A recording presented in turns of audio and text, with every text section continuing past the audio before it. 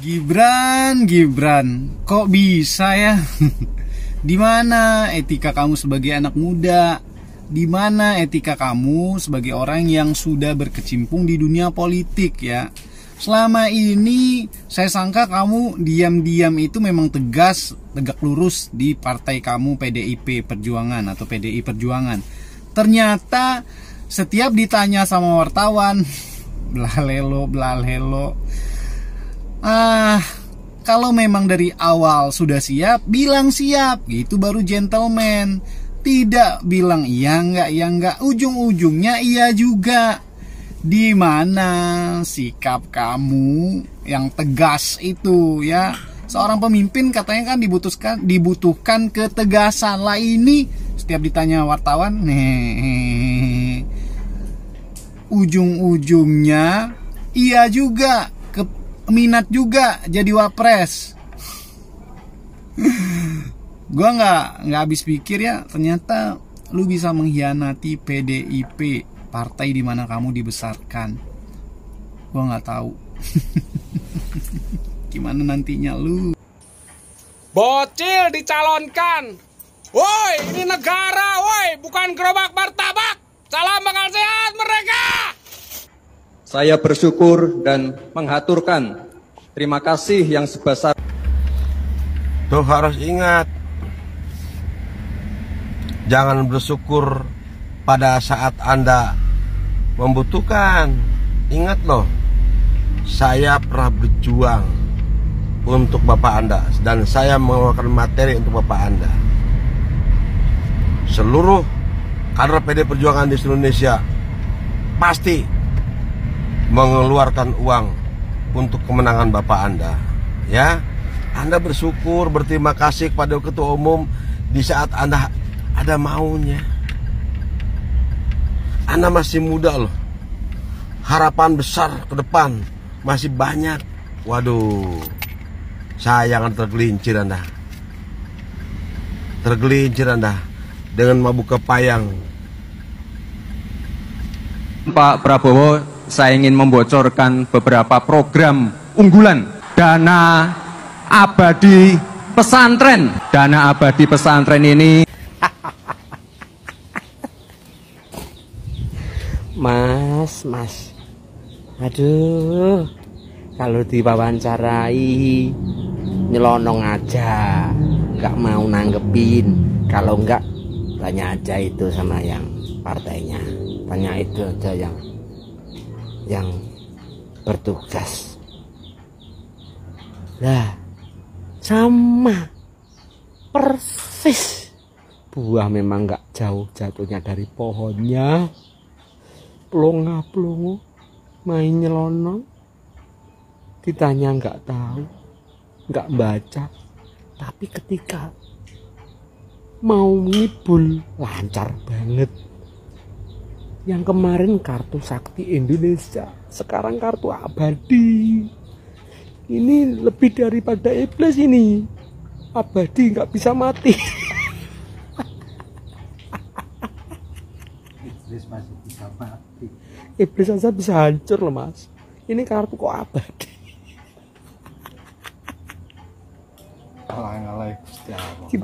Kita itu cari presiden mas, bukan cari dagelan. Tapi ya wajar saja, masih banyak orang yang bisa dibodohin mas, karena masih manusia terbuat dari ada yang pintar dan bodoh. Tapi saya nggak bisa mas, cari presiden itu yang mendunia mas. Karena apa? Negara ini mas bukan rumah tangga. Kalau rumah tangga itu urusannya berselisihnya sama tetangga mas.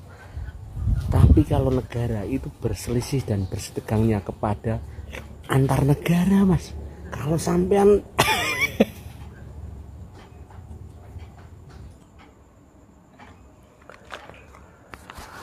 Halo guys, jumpa kembali bersama saya Basten Sebo. Oke, tadi pada saat Gibran diberikan kesempatan ya untuk berpidato setelah resmi mendaftarkan diri sebagai cawapres ya dari Pak Prabowo ke KPU. Di situ Mas Gibran mengambil tulisan, ya. Lalu kemudian menunjukkan kepada para hadirin dan juga kita semua akan ada dana abadi untuk pesantren, ya. Tentu ini hal yang luar biasa yang dilakukan kalau nanti misalnya terrealisasi, guys, ya. Akan tetapi saya mohon maaf ya, saya perlu sampaikan ini kepada Mas Gibran. Oke, program seperti itu tidak ada yang salah, ya. Hanya saja kita harus memahami bahwa Indonesia ini merupakan negara yang berkeanekaragaman, ya. Bukan hanya satu golongan, satu agama, satu etnis, tetapi ada berbagai macam golongan agama, ya. Ada berbagai macam suku, ya. Oleh karena itu, kalau bisa jangan hanya pesantren saja, ya. Kalau bisa dibuatkanlah sekolah-sekolah Katolik, ya. Anak-anak Katolik atau seminari, ya.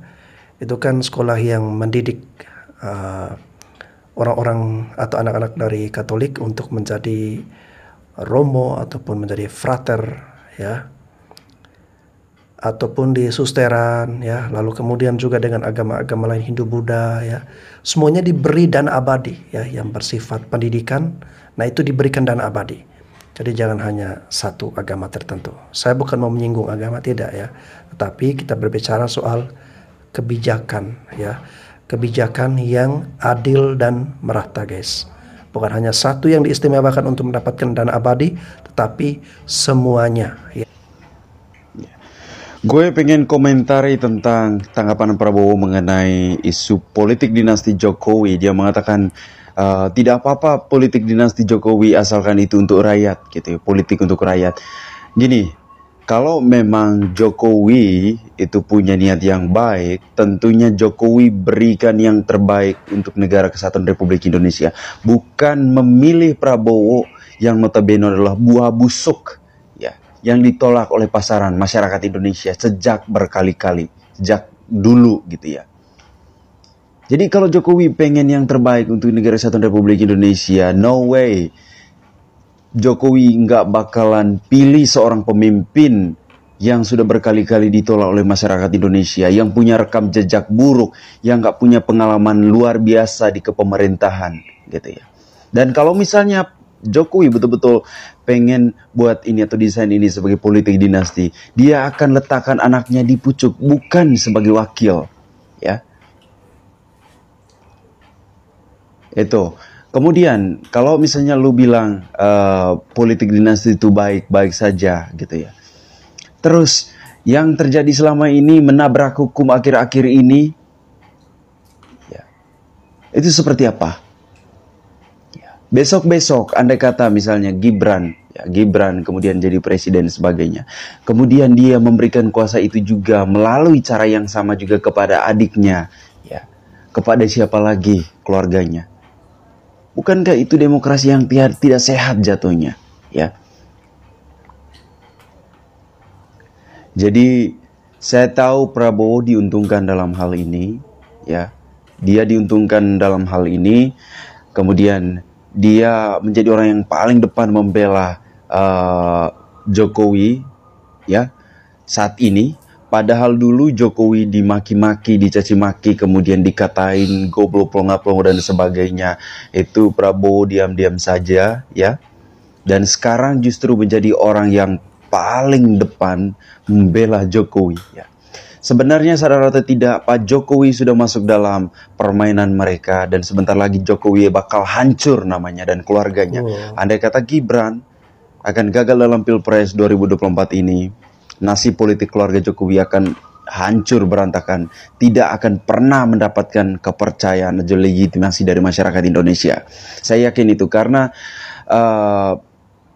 cara berpolitik seperti ini yang sudah melukai banyak masyarakat Indonesia. Hampir sebagian besar masyarakat Indonesia, ada 80% yang mendukung Pak Jokowi selama ini.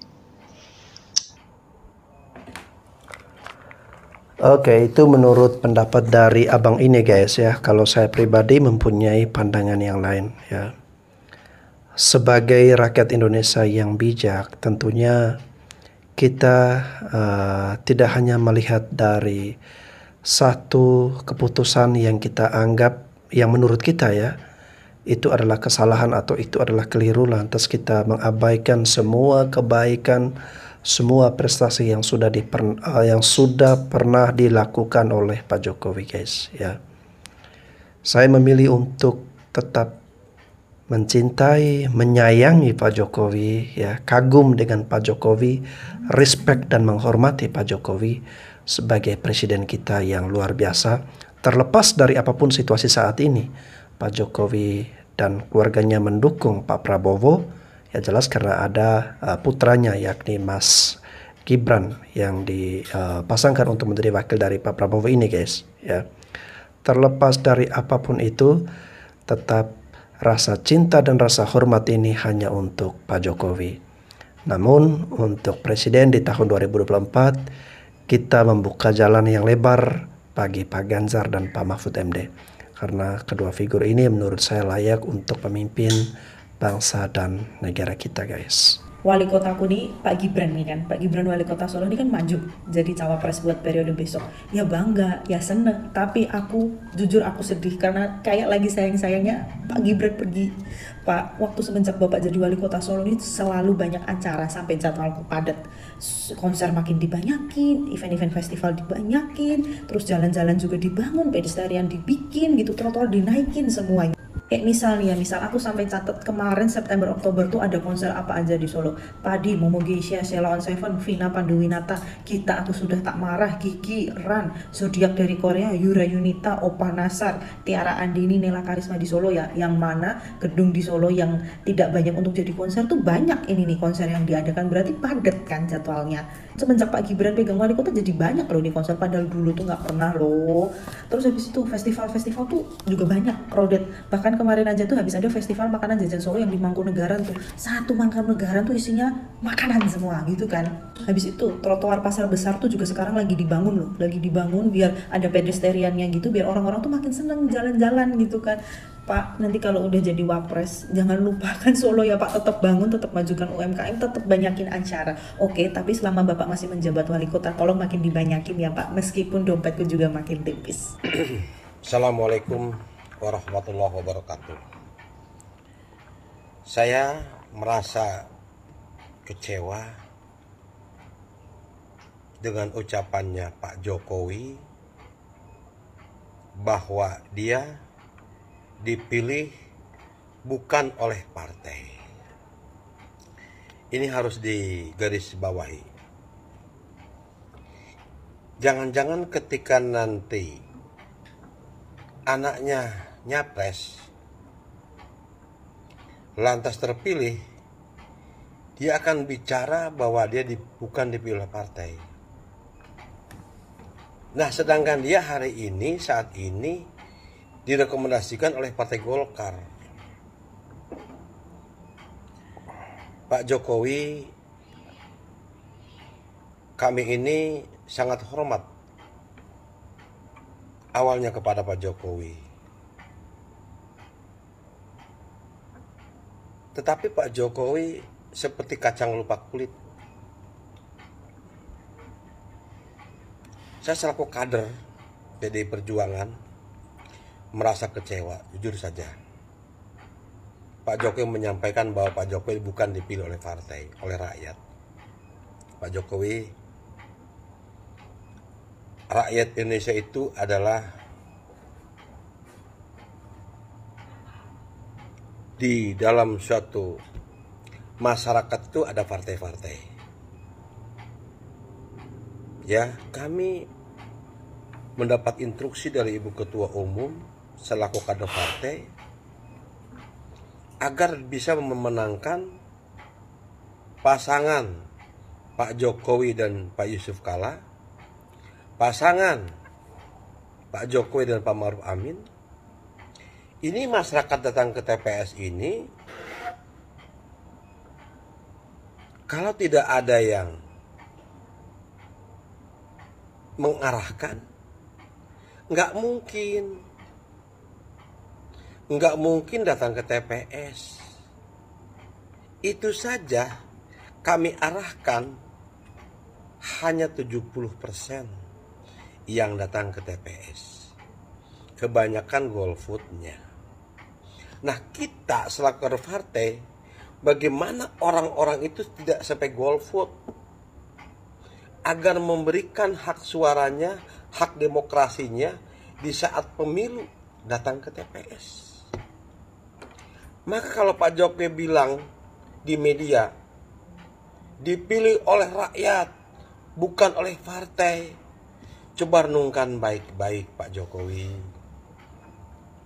Pak Jokowi jadi wali kota 2 periode itu diusung oleh PDI Perjuangan. Jadi gubernur itu sama diusung oleh PDI Perjuangan.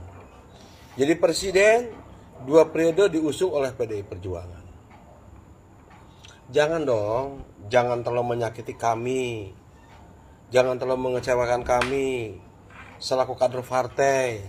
Bapak Jokowi tidak mengakui tidak dipilih oleh partai, dipilihnya oleh rakyat. Pak Jokowi, sekali lagi, di masyarakat bawah ini semua 90% itu adalah berpartai. Baik simpatisan maupun pengurus maupun kader itu berpartai. Ada PD Perjuangannya, ada Gerindanya, ada Golkarnya, ada P3-nya, ada Hanuranya, ada Demokratnya, ada PBB-nya, ada PKS-nya. Masing-masing punya pendukung, masing-masing punya partai. Jadi kalau Pak Jokowi bilang tidak dipilih oleh partai, kecewa saya, sedih saya. Seorang negarawan bicara seperti itu adalah merupakan seorang yang melupakan seperti kacang lupa kulitnya. Saya kecewa berat. Untuk Golkar dan Gerindra, hati-hati. Jangan-jangan nanti ketika terpilih menjadi cawapres, diajarkan oleh bapaknya bahwa dia adalah bukan dipilih oleh partai, tapi oleh rakyat. Nah, ini harus menjadi satu ukuran bahasa Pak Jokowi ini kepada semua partai pengusung. Sedih saya, sedih banget saya. Kami kerja keras di bawah loh. Kami kerja keras di bawah ini. Sampai kami bikin banner, bikin baleho, semua ada gambar Pak Jokowi dengan Pak Maruf Amin. Di saat Pak Maruf Amin pasangannya. Di saat Pak Yusuf Kalla juga kami sama bikin baleho Pak Jokowi dengan Pak Yusuf Kalla. Apakah itu tidak pakai uang? Pakai uang. Bikin alat peraga itu pakai uang Pak Jokowi. Coba deh, renungkan baik-baik Pak Jokowi ya, tolong ya, bahwa jangan melupakan partai. Ya, kami ada di bawah yang menggiring masyarakat itulah ke TPS. Sedih saya dengan ucapan Pak Jokowi bahwa Pak Jokowi dipilih oleh rakyat bukan oleh partai. Demikian, terima kasih. Salam Pancasila. Assalamualaikum warahmatullahi wabarakatuh. Teman-teman tidak perlu bingung memilih calon pemimpin. Pilih saja calon pemimpin yang paling komitmen dalam memberantas korupsi. Karena itu akar masalah bangsa ini. Betul nggak? Mau bicara tentang apa? Dunia pendidikan, dunia pertanian, ekonomi, pengangguran, gizi buruk, birokrasi, dunia kesehatan. Semua persoalan itu akarnya adalah korupsi. Jadi pilihlah calon pemimpin yang paling komitmen dalam memberantas korupsi. Ganjar Mahfud. Itu Ada banyak orang yang nanya bagaimana sikapku terhadap pemilu kali ini. Nah, mereka nanya itu karena mereka tahu pemilu 2014 dan 2019 aku sangat bersedia untuk berantem, buang waktu sampai bermalam-malam, bahkan begadang nggak tidur gitu ya, hanya untuk berdebat dan bahkan datengin grupnya pihak sana gitu ya, seperti itu. Padahal seumur-umur tuh aku tuh adalah orang yang golput gitu. Aku baru menggunakan suaraku tuh untuk Jokowi doang, 2 kali periode itu. Nah sekarang aku udah melihat bahwa Jokowi bekerja. Terus kemudian karena aku juga tarot reader, aku melihat ke depannya itu Jokowi masih akan megangin negara ini 10 tahun lagi. Tadinya aku berpikir bahwa mungkin nanti ada undang-undang baru dirubah apalah, ternyata enggak. Jadi aku melihat bahwa kalau gitu siapapun presidennya, yang penting adalah Jokowi megang. Kenapa?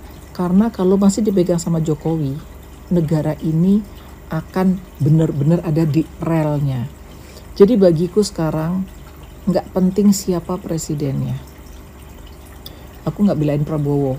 Aku dulu sampai sekarang adalah orang yang nggak suka sama Prabowo. Masih tidak suka. Kamu lihat mataku. Ada kebohongan nggak di situ? Aku nggak suka sama Prabowo tuh, aku nggak suka. Sampai sekarang pun juga aku tidak suka. Tetapi aku melihat Jokowi bisa megang Prabowo. Dan aku melihat ini mudah-mudahan tidak mendahului kehendak Tuhan ya. Aku melihat orang ini entah kenapa kayaknya kapok, kayaknya memahami. Tapi ya udahlah, terserah ya. Apakah dia dapat hidayah apa enggak, itu urusannya Prabowo. Aku nggak mau urusan hidup matinya Prabowo dan urusan dia dengan Tuhannya sendiri, gitu ya. Yang aku pentingin sekarang adalah negara ini dipegang sama Jokowi dan jalan terus di atas relnya. Udah. Karena bagiku Jokowi udah terbukti 10 tahun bisa megangin negara ini dan bisa membangun negara ini. Bukan Megawati. Megawati banyak jasanya, oke. Ya. Megawati bagus memimpin partainya, oke. Iya. Tetapi dia tidak terbukti memegang negara ini dengan baik. Dulu waktu dia jadi presiden pun diem aja. Oke. Sekarang aku ngelihatnya adalah Jokowi bisa pegang negara ini. 20 tahun itu kurasa cukup untuk membuat peletakan batu-batu dasar di negara ini. Dan aku akan pilih Jokowi. Aku akan memilih orang yang dipilih oleh Jokowi. Sikapku jelas. Waduh, bingung juga ya guys ya dengan komentar yang seperti ini ya. Karena ibu ini mengatakan bahwa dia sangat tidak suka dengan Pak Prabowo ya. Dan di sisi lain dia menginginkan agar selama 10 tahun Pak Jokowi menjabat itu nanti dilanjutkan agar tetap berada di rel ya. Nah ini kan kontradiktif dengan pernyataan dari ibu ini ya. Bukan maksud saya untuk menghakimi, tapi saya agak bingung aja guys ya. Karena di satu sisi ibu ini menyatakan tidak suka dengan Pak Prabowo, namun kini Pak Jokowi merestui anaknya untuk menjadi wakil dari Pak Prabowo. Lantas ibu tadi mengatakan dia akan memilih sesuai dengan arahan atau petunjuk dari Pak Jokowi. Ya, sudah pasti mau tidak mau harus memilih Pak Prabowo dong, ya kan? Oleh karena itu menurut saya kita perlu mengubah sedikit pandangan atau paradigma kita guys ya, bahwa yang kita lihat itu bukan Pak Jokowinya ya, tetapi bagaimana nasib bangsa dan negara kita ini ke depan. Bagaimana perjalanan bangsa dan negara kita ini ke depan dipimpin oleh orang yang benar dan orang yang pantas serta memiliki pengalaman yang mumpuni ya. Jawabannya ada di Ganjar Mahfud MD Gama 2024. Saya ingin memberikan pemikiran saya terkait Gibran dan Prabowo yang maju ke Pilpres 2024 nanti. Banyak spekulasi atau argumen yang mengatakan bahwa inilah cara Pak Jokowi membalas dendam atau ya membalas apa yang dilakukan Bu Mega pada beliau. Saya tidak melihatnya seperti itu. Pak Jokowi bukan orang baperan dan tidak akan mengambil keputusan berdasarkan rasa pribadinya. Ini pemikiran saya ya. Berkaca dari Pilkada DKI di mana ada 3 kontestan, Ahok tidak menang di putaran pertama dan harus maju putaran kedua. Ahok kalah di situ. Padahal dia petahana. Itu juga bisa terjadi di Pilpres 2024 nanti. Ada 3 kontestan, kemungkinan Anies kalah di putaran pertama. Kalau di situ Pak Ganjar tidak menang 1 putaran, maka dia akan masuk putaran kedua Ganjar dan Prabowo. Dan suara pemilihnya Anies pasti larinya ke Prabowo. Maka para pendukungnya Pak Ganjar, buatlah Ganjar menang 1 putaran. Jika tidak, di putaran kedua, kemungkinan Pak Prabowo yang akan menang. Kita berkaca lagi pada Pilpres sebelumnya, di mana Pak Jokowi itu petahana dan menangnya tipis sekali dari Pak Prabowo. Nah, kondisi itulah yang sudah dipikirkan dan diantisipasi oleh Pak Jokowi mulai dari sekarang. Beliau akan sangat senang jika Ganjar menang 1 putaran karena Pak Ganjarlah yang bisa melanjutkan pembangunan yang sudah dirintis oleh Pak Jokowi ini. Jika Pak Prabowo yang harus menang, harus ada orang di dalam sistem. Dan siapa orang itu? Ya Gibran. Jadi Pak Jokowi mengorbankan anaknya, mengorbankan dalam tanda kutip, untuk masuk ke dalam sistem dengan harapan dialah nanti yang bisa memberikan warna, memberikan pengaruh pada keputusan-keputusan yang akan diambil oleh Pak Prabowo. Dan benar kata Pak Denny Siregar yang mengatakan bahwa usia Pak Prabowo saat ini sudah cukup tua.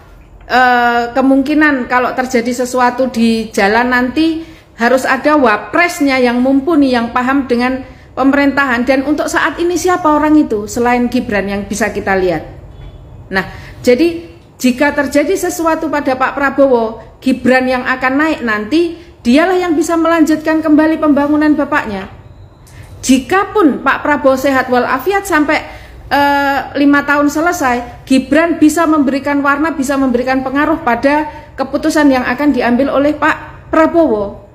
Nah, pemikiran itulah kenapa saat ini Gibran harus mendampingi Pak Prabowo.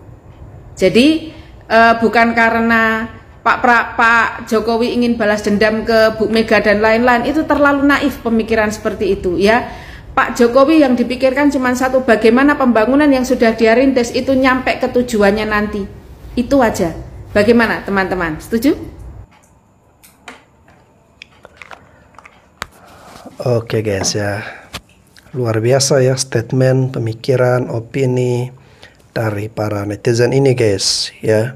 Dan teman-teman pun kalau ada yang mempunyai pikiran yang menarik ya silakan nanti teman-teman bisa membuatkan video di TikTok. Lalu kemudian men-tag nama saya guys ya, biar nanti saya bisa mengambil videonya untuk saya reaksi ya. Oke, menurut saya Gibran ini pantas untuk dijadikan presiden guys ya, bukan wakil. Namun seperti yang saya katakan sebelumnya, bahwa bukan saatnya sekarang guys ya.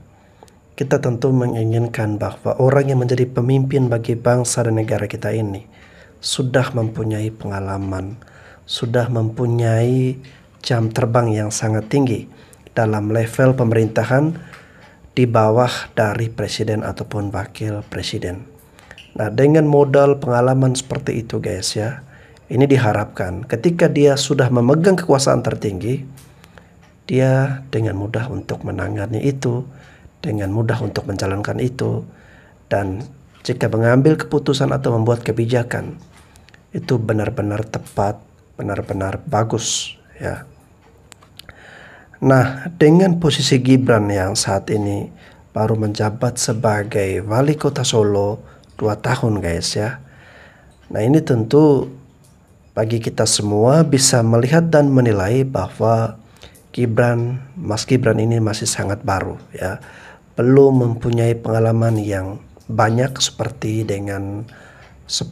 halnya Pak Ganjar ataupun Pak Mahfud, ya. Andai kata Mas Gibran ini sedikit bersabar untuk 10 tahun lagi atau 15 tahun lagi, ya, tentu rame-rame akan semakin banyak dukungan yang mengalir untuk Mas Gibran. Namun guys, kita tidak pernah tahu, tidak pernah mengerti, hanya sebatas itu yang bisa kita sampaikan sebagai rakyat jelata. Ya mungkin ada permainan politik ataukah ada hitung-hitungan politik oleh para elit, dan kita tinggal mengikuti, menikmati pesta demokrasi dengan riang gembira. Tetap menjaga persatuan dan kesatuan sebagai bangsa dan negara yang hebat, yang luar biasa. Jaga perdamaian, jaga kerukunan. Saya Bastian Sebo, sekian dan terima kasih.